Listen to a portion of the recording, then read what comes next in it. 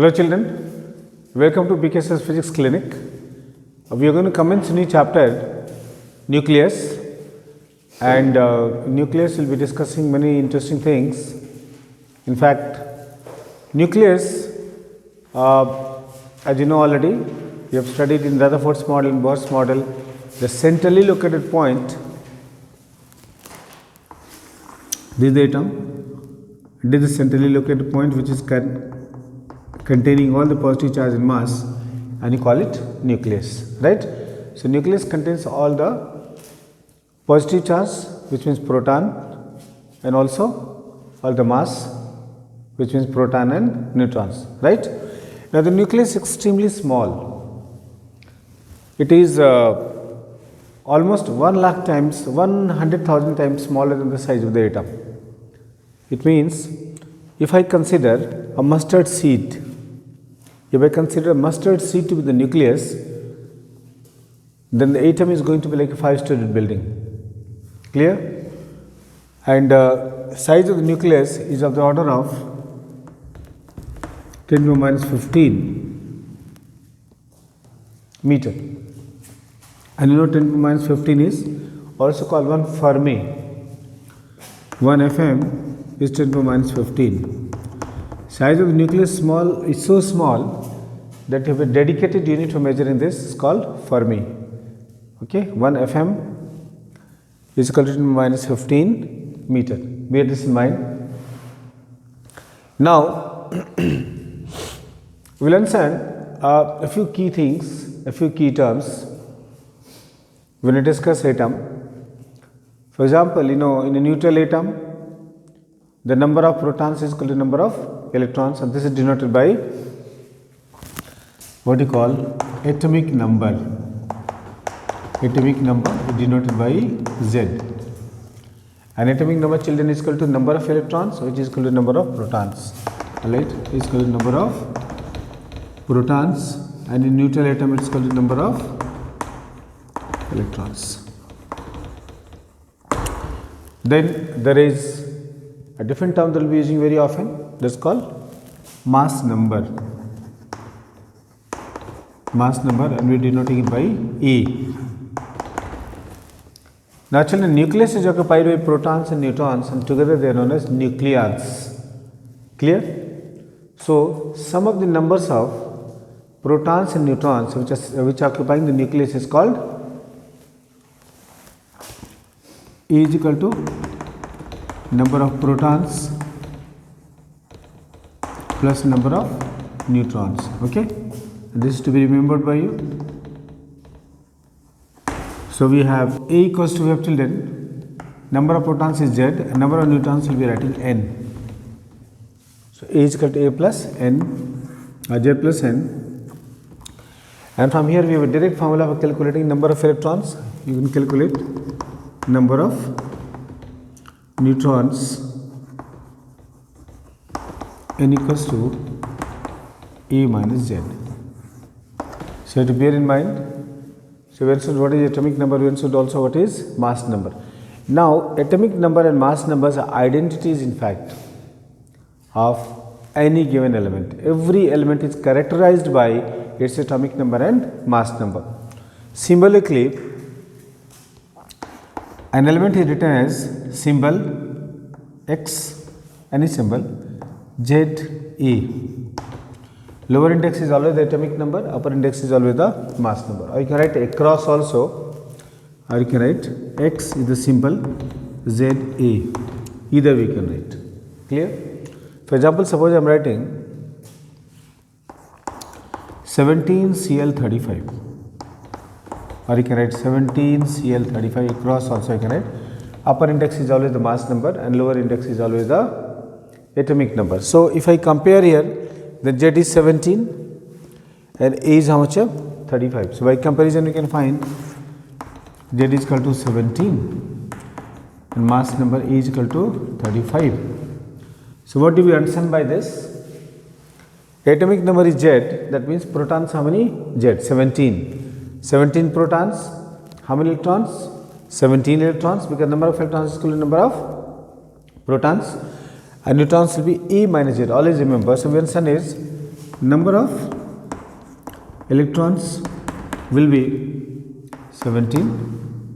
Now we have number of protons is equal to how much? 17, and number of neutrons is equal to A minus Z. 35 minus 17 is equal to 18. Clear? Now there will be numericals where you have to do this. Now depending on the values of Z and A, when you compare atoms, then you find that certain atoms or certain elements have got same atomic number, or maybe they have got same what? Mass number, or maybe they have got same number of neutrons. So on the basis of atomic number and mass number, we classified elements into three important categories. One is called isotopes, then you have isobars, and then you have isotones, then you have isomers also. These are three major ones: isotopes, isobars and isotones. We have already done, I believe, in our classes. We will just brush it up. What isotopes? Isotopes are, children, atoms of the same element, having same atomic number but different mass number. So what isotopes? So here we have isotopes of atoms of the same element having same atomic number but different mass number. For example, hydrogen has got how many isotopes? 3 isotopes. 1H1, yes, 1H2 and 1H3. 1H1 is called protium, 1H2 is called deuterium, and 1H3 is called what? Tritium. Clear? So you can understand that atomic number in all these three same 1, 1, 1. Clear? For example, chlorine has 2 isotopes. What isotopes chlorine? 17Cl35 and 17Cl37. So your atomic number is what? Same, but mass numbers are different. So we can say that in case of isotopes, number of protons and electrons are same.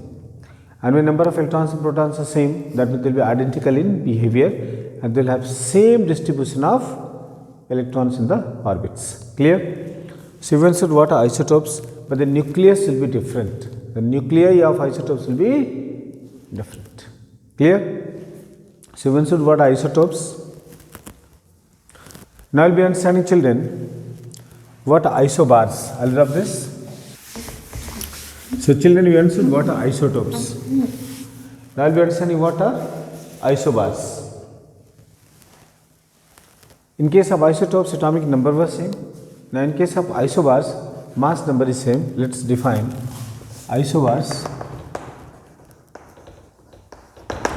Remember, isotopes are atoms of the same element, but isobars atoms of different elements. Very important. Isobars are atoms of different elements having same mass number but different atomic number. In isotope, atomic number is same. In isobars, mass number is same. So we will be writing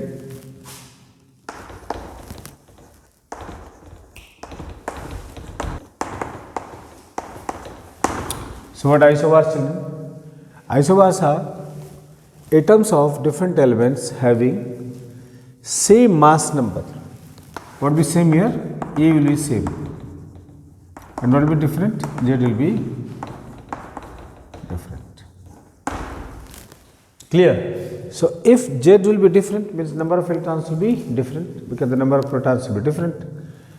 And mass number will be same, meaning same number of nucleons. So nucleus here will be same. What will be same?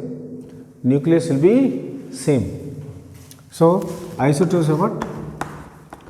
Same nucleus because the mass numbers are same. For example, let us see here. For example, 17 Cl37 and 16 sulfur 37. Now look at these two elements.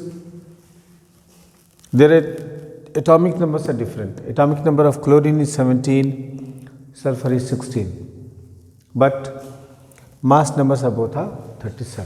Clear? For example, again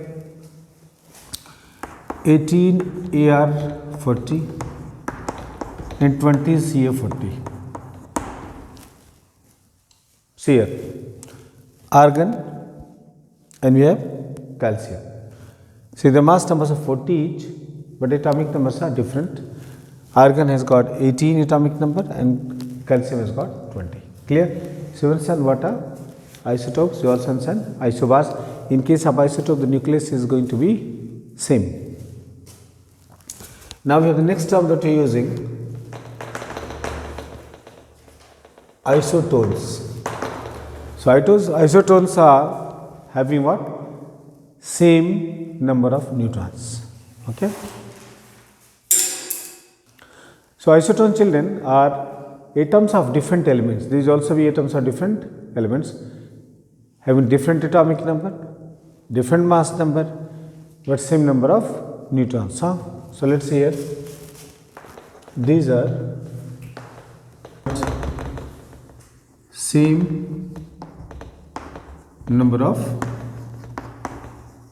neutrons, meaning Z is different, A is different, but what is same? Number of neutrons is same. That means, in case of isotones, if you look at isotones, they have different arrangement of electrons, they also have different nucleus, but number of neutrons is going to be equal.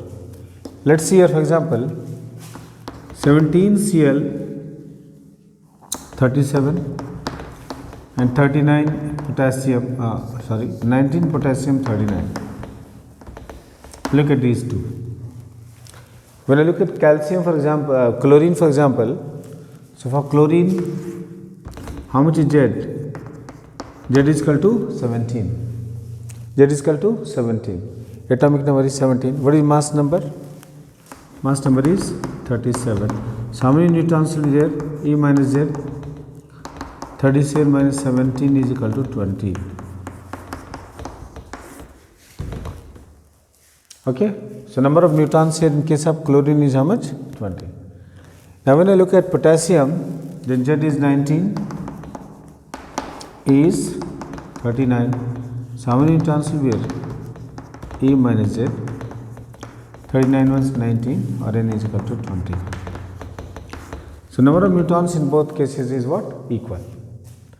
But the interesting part is that you can see that both are different arrangements of electrons and also different types of nuclei, right? But number of neutrons is going to be same in both of these. Now, a question arises.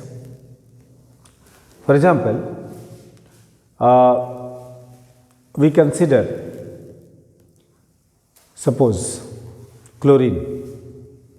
Now, chlorine is occurring into two formats or two isotopes. One is 17 Cl35 and the other one is 17 Cl37. And we say that atomic mass of chlorine is 35.5. Clear? So, a question comes to our mind. Which is very natural. None of these two masses are 35.5. So, how come the atomic mass of chlorine is being taken as 35.5? The answer is that if an element is occurring in the form of two or more isotopes, then we take average isotopic mass as the atomic mass. Remember always. So, average atomic mass will be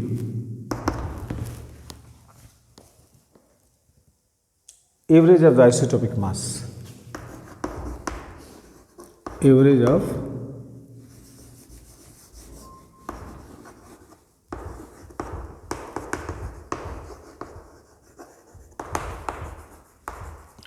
isotopic mass. Clear? Meaning average atomic mass will be percentage of first isotope into atomic mass of the first isotope. I can add P1 into M1 plus P2 into M2. We'll go on and add it. P1 plus P2 plus P3. If we add all the percentage, you will get how much? 100% na? 100%. For example, if I look at chlorine, chlorine is occurring as how many isotopes? 2 isotopes. One is having atomic mass 35 and the other is having atomic mass how much? 37. Now, experimentally, in fact, we find that 35 is more abundant in nature. Out of total chlorine which is present in the atmosphere, roughly 75% is chlorine 35 and 25% is chlorine 37. So, you can see that chlorine 35 at 17Cl35 is more abundant compared to 17Cl37. So, if I calculate the average of these two atomic masses, isotopic masses, so average, AVG means average atomic mass of chlorine P1. P1 is 75%, 75% is what? 35. It will be 75 into 35 plus 25% is 37 divided by 75 plus 25. Okay. So, if we add, we simplify 3550 by 100 will come. So, 35.50. Clear? So, they may ask you why the atomic masses are considered, why the atomic masses are, average atomic masses are fractional. So, the reason is because the average atomic mass is average of the isotopic mass. Clear? So, we understood this, what exactly is an isotope, and also if an element is occurring in the form of isotopes, then what will be the average atomic mass. Clear? Now, once you understand this, then we see what will be the unit of atomic mass, because atomic masses are very small. Okay? Now, we will be discussing what is the unit of atomic mass. Okay? In fact, children, atomic mass is so very small that we require a special scale, and there are many scales in which the mass of an atom is calculated. And remember, when I am saying atomic mass, then I am roughly speaking about the masses of electrons, protons and neutrons. Clear? When I say atomic mass, I am talking about masses of electrons, protons and neutrons, because atom is made up of these three fundamental particles. Clear? Now, the masses of these three particles are extremely small. So, the common scale of gram, kilogram and all these units which we use is not enough. So, for measuring atomic mass, we use a special scale which is called atomic mass unit. Clear? Now, see, for generally these days we use carbon scale. According to SI system also we use which scale? Carbon scale. Now, if we divide the mass of one carbon atom by 12, then the value which we get is called atomic mass unit. So, children, this unit of atomic mass is atomic mass unit. We will be denoting by AMU or simply U, 1 unit. Instead of writing AMU, you can write what? U.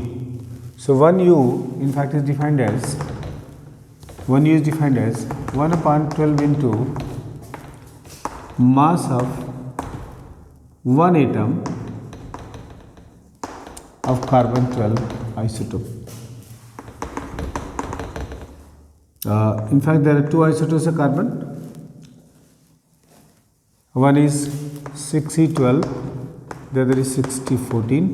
6C14 is not a stable isotope, whereas 6C12 is a stable isotope. So, we are using carbon scale. Why carbon scale? The many regions, the carbon is the most reactive element and has so many special property. Entire organic chemistry is based on carbon and it's what? Compound. This is why we use carbon scale, right? So, one atomic mass unit, children, is 1/12 times the mass of one atom of carbon 12 isotope. And mass of one atom of carbon isotope, atomic mass, is in fact 1.993 into 10 power minus 26 kilogram. Can you imagine how small this mass is? One atom of carbon 12 will have this much mass. So, very small. If I put it here, then 1 AMU or 1 U will be 1/12 into 1.993 into 10 power minus 26 kilogram. If you divide, it becomes nearly 1.66 into 10 power minus 27 kilogram. So, you have to remember, children, 1 AMU is this many kilogram. Clear? Now, if we use this scale, if we are using this scale for defining the masses, then mass of electron will be 0.00055 AMU, and then mass of proton 1.0073 AMU, and mass of neutron, which is the heaviest among all the particles, 0.086 AMU. You should remember this data. Not necessary to remember. Generally, in the numericals they will give you, but it is good to know. Mass of electron is 0.00055 AMU. Then mass of proton 1.0073 AMU, and mass of neutron is this many AMU. Okay. So children, mass of neutron is the heaviest among all the three fundamental particles which we are studying. In fact, today nuclear physics is much more complicated subject of study. There are not only three particles, there are close to 200 plus particles in the nucleus. Okay, the families of particles in fact. But right now we are focusing only on these three. You can see mass of electron is actually negligible. So, when we talk about mass of the atom, we will be ignoring the mass of electron. Clear? So, these are the three particles. And now, when we talk about atom, we come back to our core topic is nucleus. The nucleus contains what? Protons and neutrons. Clear? Now, it is interesting to know what binds these nucleons together. See, this is the nucleus, this is the atom, and this is the nucleus. So, see, nucleus is extremely small, of the order of around 10 to the power minus 15 meter, or a few Fermi, right? It's so small. So, in this very small region, how are the forces distributed actually? Because when you bring particles very closer by what? This distance, then all kind of force will be set among them. There will be electrostatic forces, which will be charge dependent. There will be gravitational force, which of course will not be depending on charge, will be depending only on mass. But you find that inside the nucleus, the force which is acting is very mysterious. In fact, it is not even obeying the inverse square law. Like you have done, F is inversely proportional to R square, it does not obey. And also, it does not depend upon the charge, it is charge independent, does not depend upon the charge at all. However, you find something very interesting. When two neutrons or two protons will have parallel spin, the force will be more. When the opposite spin, the force will be less. Clear? So, we will see what is the nature of the nuclear forces, and also we will see how is the energy. In fact, generally we will think that when the particles continue to come closer, then the force will what? Increase, but that is not so. When the particles will come close, then the force will become will actually increase, will increase only up to a certain point, and if you bring them even further closer, then the force will become repulsive. And when the force will become repulsive, then it will be impossible to hold these nucleons together. But inside the nucleus, the forces are predominantly attractive. Clear? So, we will be seeing, children, the next topic, which is nature of the nuclear force, which is very important.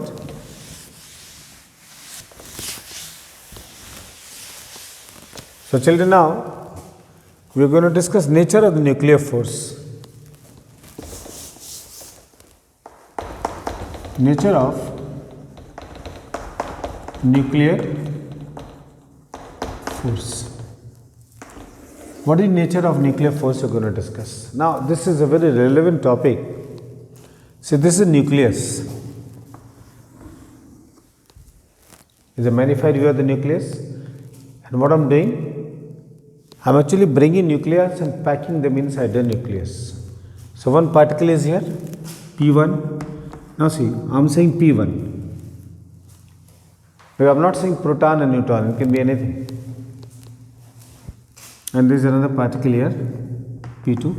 I am bringing them closer and I am packing them into the nucleus. Now, when I pack them into the nucleus, then a very large amount of force is required to hold them together. Nuclear forces are the strongest forces known so far. In fact, when two particles come very close together, then gravitational force will also be significant. But when you compare on the scale of strength, we will find that gravitational force between two nucleons is to electric force, which is Coulombian force, is to nuclear force, which is 1 is to 10 to the power 36 is to 10 to the power 38. So, you can understand the gravitational force is so very large. So, when I am packing them in the nucleus, then many things happen. For example, see here, when distance one particle P1 is here and the other particle P2 is here, let us understand this, and the distance here is less than 0.8 Fermi. 0.8 Fermi. When the distance between two nucleons P1 and P2, the particles is less than, suppose the distance between them I am denoting by R. So, case 1 is when it is, I bring them, this is point R, 0.8, but I bring them closer than 0.8. So, normally what you will think, when they will come closer, then the force of attraction will be increasing. No. When they come less than, when the distance between them is less than 0.8 Fermi, Fm, then the force is repulsive. What the force here? Force is repulsive, like this. Force is repulsive. This is case 1. Case 2. When the distance between them is exactly like they come closer and the distance becomes 0.8 Fermi. When the distance here becomes 0.8 Fermi, then the force of attraction is maximum. Fm is maximum attractive. So, see, if the distance between two nucleons is less than 0.8 Fermi, then the force tends to become repulsive, and when R is equal to 8 Fermi, then the force is maximum. Which force is maximum? Force of attraction. Repulsion is not predominant force, and attraction is the predominant force. Now, so at less than 0.8 force is repulsive, at equal to 8 it is maximum attractive. So, you must be wondering what will happen when the particles are separated by greater distance now. Now, you can see in this case, distance between them R is greater than 0.8 Fermi. Then what happens? Children, in this case also the force starts decreasing and the force starts what? decreasing. It is attractive but starts decreasing. If you see graphically, children, then the graph comes something like this, and you must understand this. This is the energy U, potential energy. When potential energy is being denoted here by y-axis, and distance between nuclei, the particles is being shown by x-axis. Clear? And R is given in Fermi. R is being given in Fermi. Fm. Fm meaning into 10 power minus 15 meter. Clear? Let's see how the graph comes. This is 1 Fermi. This is, let's take a bigger scale. 1 Fermi, 2 Fermi, 3 Fermi, this is 4 Fermi. Clear?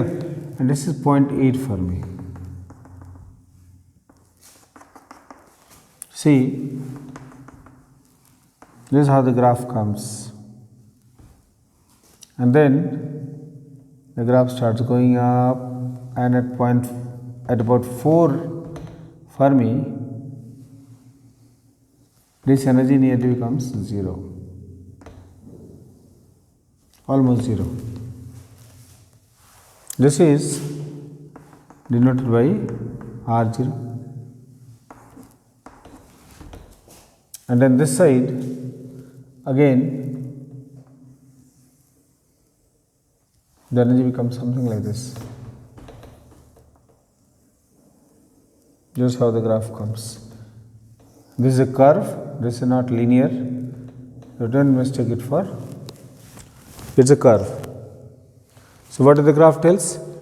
This side R is less than R0. So when the force is, when the distance is less than the equilibrium distance, which is R0, and R0 is how much of children?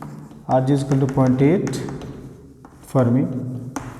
So this side you can see that the potential energy increases. Increases means force is here, U is positive, so force is repulsive.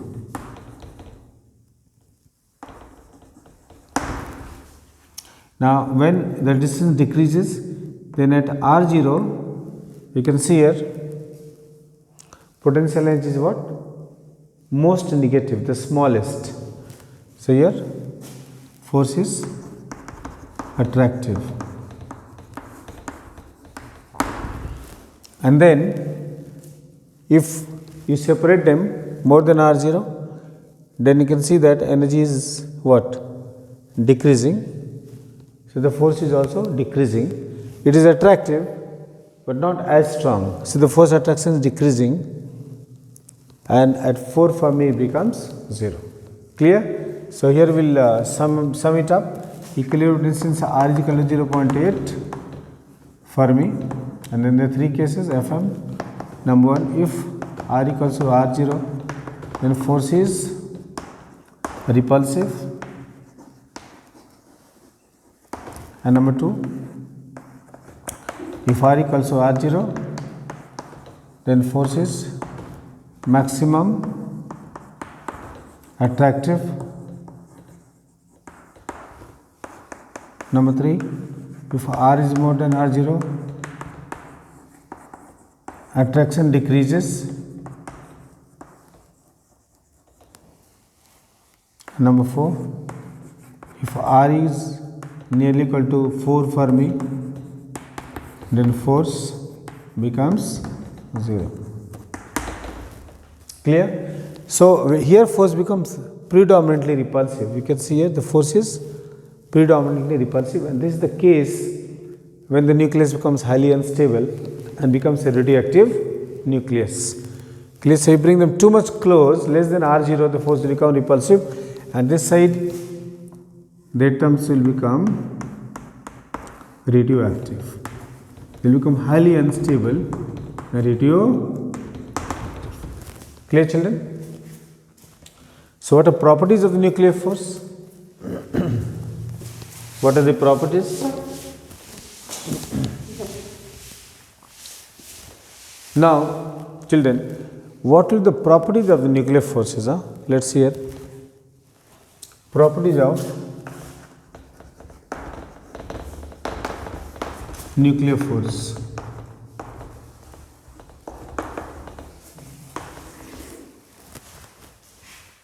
Number one, short range force.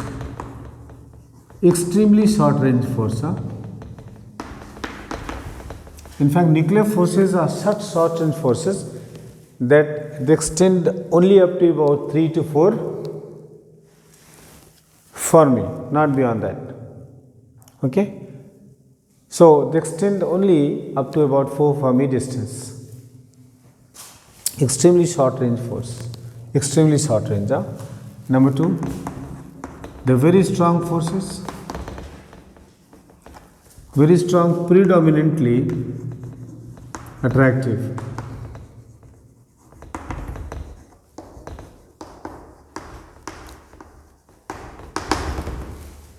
Okay, predominantly attractive. The third point is independent of charge and mass.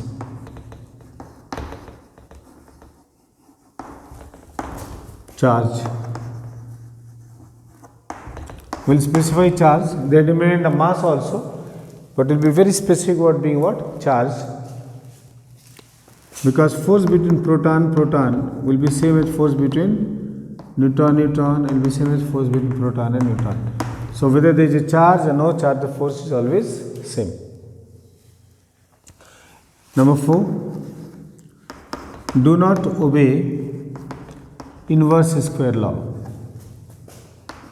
Inverse square law. They do not obey inverse square law. Number 5, not central. They do not have central tendency. They are not central forces. Now, what are central forces? The forces which act toward the center, some kind of center. So, they are not central forces. They do not obey this. They are not Coulombian forces. Not Coulombian forces. In fact, Coulombian force tends to affect them, but they are not Coulombian forces because they neither depend on mass nor on charge. Clear? They are neither the gravitational force, they are the strongest force so far. Now, in case of parallel spin, the force is maximum. Parallel spin force is maximum. So, anti-parallel will be what? Minimum.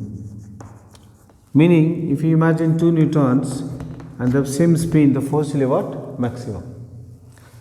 But if they have anti-parallel, then force will be minimum. Okay?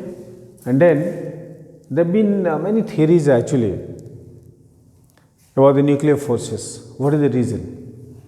But no single theory explains this phenomenon as a whole. The Japanese physicist, his name was Hideki Yukawa, he proposed a theory that is called exchange theory of forces. The exchange theory of forces, see there is a rapid exchange of a particle called meson, and that causes the nuclear force to exist. Clear? So you can see the nucleus has become so very special and so very what? Interesting for us, because with all these complexities, we are dealing with a point which has got a dimension of only about 4 Fermi, 3 to 4 Fermi at the most. Now, on what factors the size of the nucleus depend? Okay, so our next topic is going to be size of the nucleus. On what factors does the size depend? Size of the nucleus. Okay, children, we are going to discuss what will be the size of the nucleus. Of all things, we find the size of the nucleus actually depends upon the mass number. The mass number becomes a predominant factor which affects the size of the nucleus. Let us understand what exactly is size of the nucleus. Suppose I am having a nucleus in case here whose radius is r and mass number is children A. Clear? If mass number is A means there are A nucleons, means number of protons and neutrons in the nucleus is going to be equal to A, right? Now, size of nucleus is given by an empirical formula. Size of the nucleus, when I am saying size, I am basically referring to radius. R is directly proportional to cube root of mass number. Size of the nucleus meaning radius of the nucleus is directly proportional to cube root of mass number. I write it in words. Radius of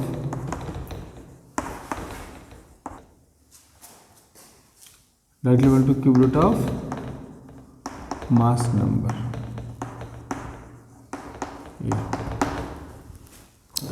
Radius of nucleus is directly proportional to cube root of mass number. So R is directly to e to the power 1 by 3, or R equals to R0 into e to the power 1 by 3, where R0 is an empirical constant and its value is 1.2 to the power minus 15 meter, or R0 is equal to 1.2 Fermi. So if I know A, I can calculate what will be the value of the radius of the nucleus. For example, if A is equal to 64, then radius will be R0 into 64 to the power 1 by 3, and cube root of 64, R0 is 1.2 to the power minus 15, 64 is 4 to the power 3, 1 by 3 cancels out. So it will be 4.8 into 10 to the power minus 15 Fermi. Meter. And 10 to the power minus 15 is what? Fermi, na? So we can also write 4.8 Fermi. So children, radius or size of the nucleus depends exclusively on the mass number. It does not depend upon any other factors. It does not depend on the charge. So you will have to remember this data will be very crucial for you to remember. Now once you know the size, we will discuss what will be density of the nucleus. This is very interesting. Density of the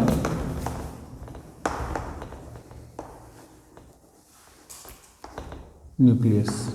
Now we are going to discuss now what is density. And children, what is density? Density is equal to mass divided by volume.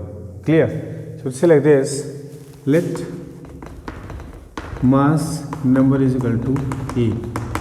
Children, if mass number is equal to A, that means there will be A nucleons, and mass of each nucleon will be nearly 1 AMU.